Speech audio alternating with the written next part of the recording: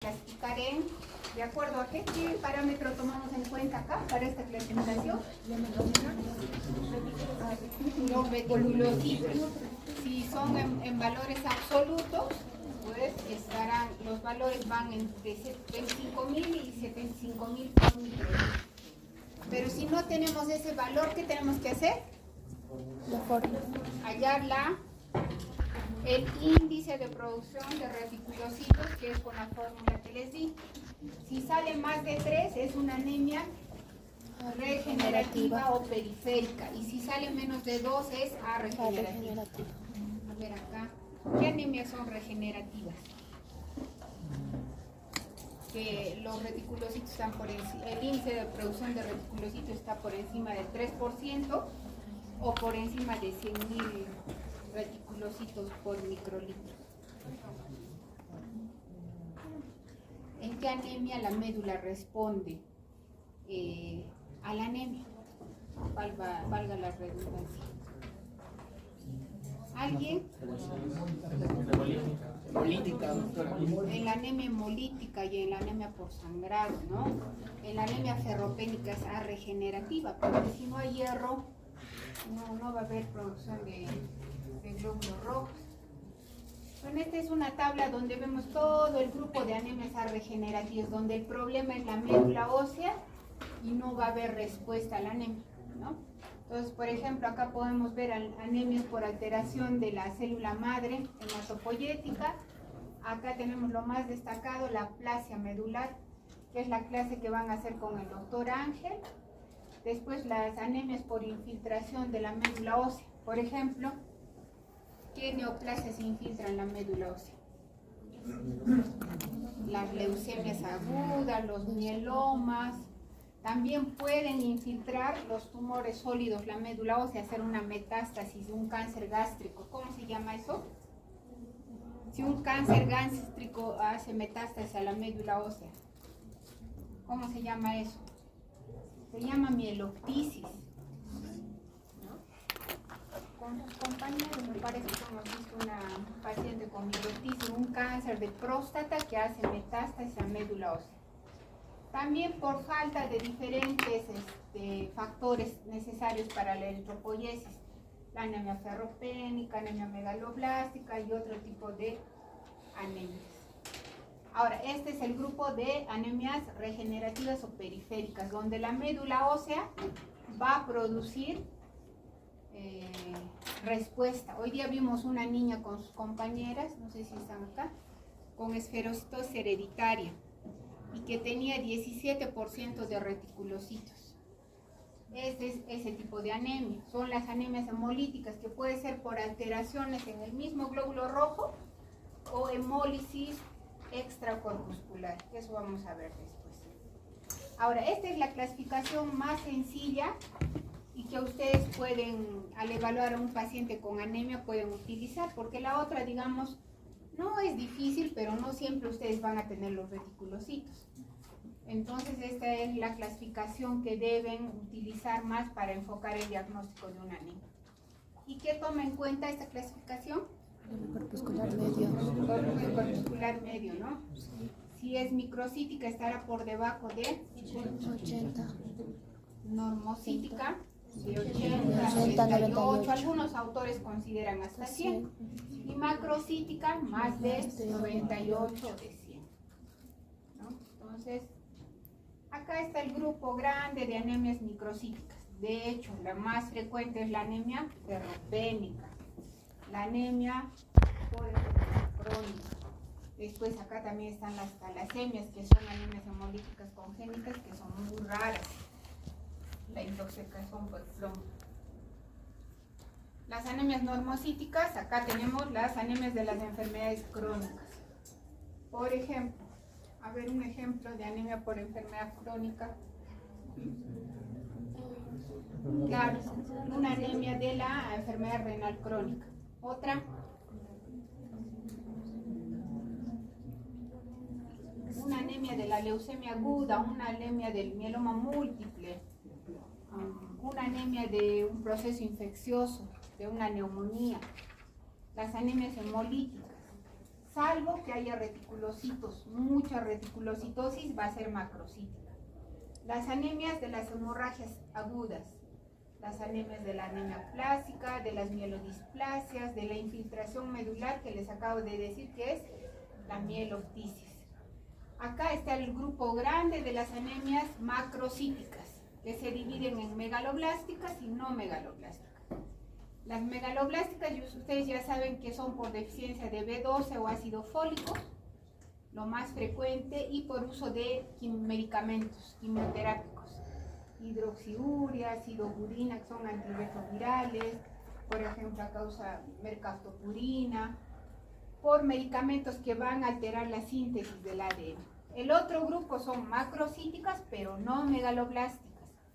Por ejemplo, las que alteran la eritropoiesis o tienen una eritropoiesis acelerada, las anemias hemolíticas. ¿Se han dado cuenta que también las hemolíticas son normocíticas y también son macrocíticas? Cuando tienen reticulocitosis, también las hemorragias agudas. Cuando hay incremento de la superficie de la membrana del eritrocito, por ejemplo en la enfermedad hepática, plospoceptenestomía. Ahora hay anemias también que no se sabe por qué son macrocíticas, en el hipotiroidismo y en las anemias aplásicas y en los síndromes mielodisplásicos, ¿no? Y en esta clasificación lo que vamos a observar es que vamos a evaluar ambos parámetros, que sea el volumen corpuscular y el ancho de distribución de eritrocitos. ¿Cuánto era el valor normal?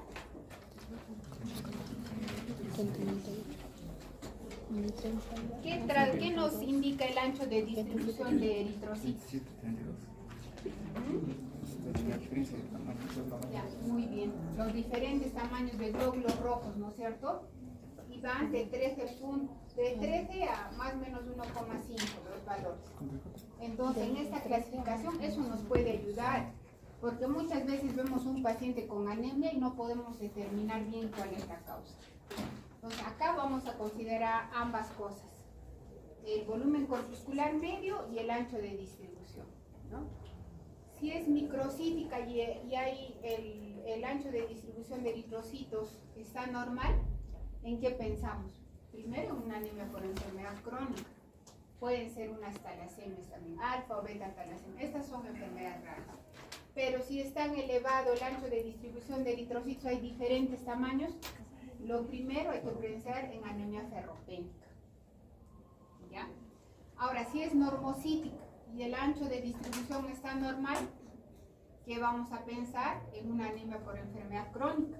Recuerden que la anemia por enfermedad crónica puede ser normocítica o microcítica. La anemia de la enfermedad renal y la anemia por sangrado, ¿no?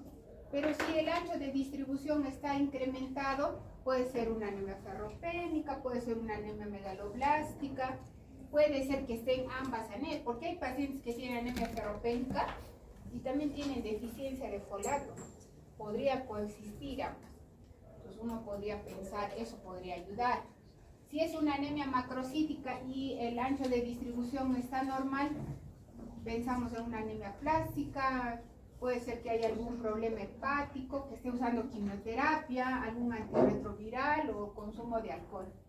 Pero si hay diferentes tamaños, pensamos en anemia megaloblástica o en una anemia hemolítica de causa inmune o en uso de quimioterapia.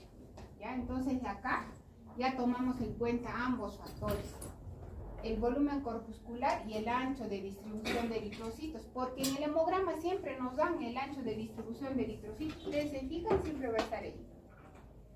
Ahora acá es otra clasificación, parece confusa, pero acá se toma en cuenta todo. Miren, acá tomamos en cuenta los reticulocitos, tomamos en cuenta el ancho de distribución de eritrocitos y el volumen corpuscular. Por ejemplo, vamos a ver, si los reticulocitos en porcentaje está por debajo de 2%, o los reticulocitos, acá consideran menos de 100.000, el recuento absoluto. Entonces, ahí vamos a considerar que es una anemia arregenerativa o hipoproliferativa también. Entonces, Ahí, ¿qué otro dato vamos a buscar? En el hemograma buscamos, por ejemplo, ¿cómo está el ancho del volumen corpuscular medio? Está bajo, ¿no? Entonces, ¿qué anemias son microcíticas? La anemia ferropénica, la anemia por enfermedad crónica, las talasemias, por ejemplo. Entonces, ahí nos fijamos el ancho de distribución de eritrocitos. Si está normal, pues no va a ser una anemia ferropénica, pero acá vamos a ver. Si es microcítica y es A regenerativa y el ancho de distribución está alto, pensamos en una anemia ferropénica, ¿sí? Pero si está normal el ancho de distribución, será una anemia por enfermedad crónica, ¿no? ¿Qué otros exámenes pedimos para evaluar una anemia en general? También pedimos un estudio de lámina periférica y eso nos va a orientar. Ahora, en el caso de que sea macrocítica, por ejemplo, acá es macrocítica, ¿qué anemia por excelencia es macrocítica? La anemia megaloblástica. Entonces, me fijo. Ya, el ancho de distribución de eritrocitos está alto. ¿En qué voy a pensar? En una anemia megaloblástica o puede ser una mielodisplasia, ¿no? Estamos en el grupo de las anemias A regenerativas o I proliferativas. Pasamos al grupo que, digamos, es más fácil, ¿no? Dilucidar. Si es una anemia regenerativa, tiene más de 2% del índice de producción de reticulocitos o más de 100.000 reticulocitos en números absolutos. Entonces vemos, ya no hay mucho que pensar acá, ¿no? O está sangrando o está embolizado.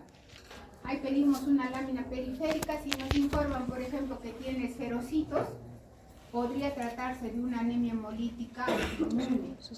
Pero si nos informan, por ejemplo, que hay alteraciones, hay drepanocitos, podremos pensar en una anemia falciforme. Digamos que en este grupo es más fácil, ¿no? Si tienen una anemia regenerativa, es más fácil saber cuál es la anemia que puede estar teniendo el paciente. Obviamente, si está hemolizando, estará histérico, tendrá esplenomegalia, ¿no? Entonces hay datos que nos van a orientar, ¿sí? ¿Alguna pregunta acá, chicos? Esto ya, en esta clasificación ya unimos todo. Unimos el recuento de reticulocitos, el volumen corpuscular medio y el ancho de distribución de eritrocitos. Y también acá pues evaluamos la lámina periférica, ¿no? Por ejemplo, si nos informan que en la lámina hay esquistocitos, ¿qué pensarán?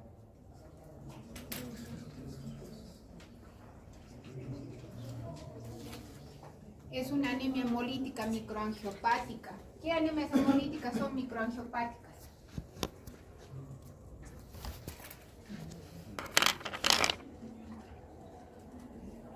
Síndrome urémico hemolítico, ¿qué más? Púrpura trombocitopénica trombótica, el gel. ¿Qué más? La anemia por la preeclampsia, por ejemplo. Eso pensamos cuando hay esquistocitos, ¿ya? Ahí he visto que se han sentado solo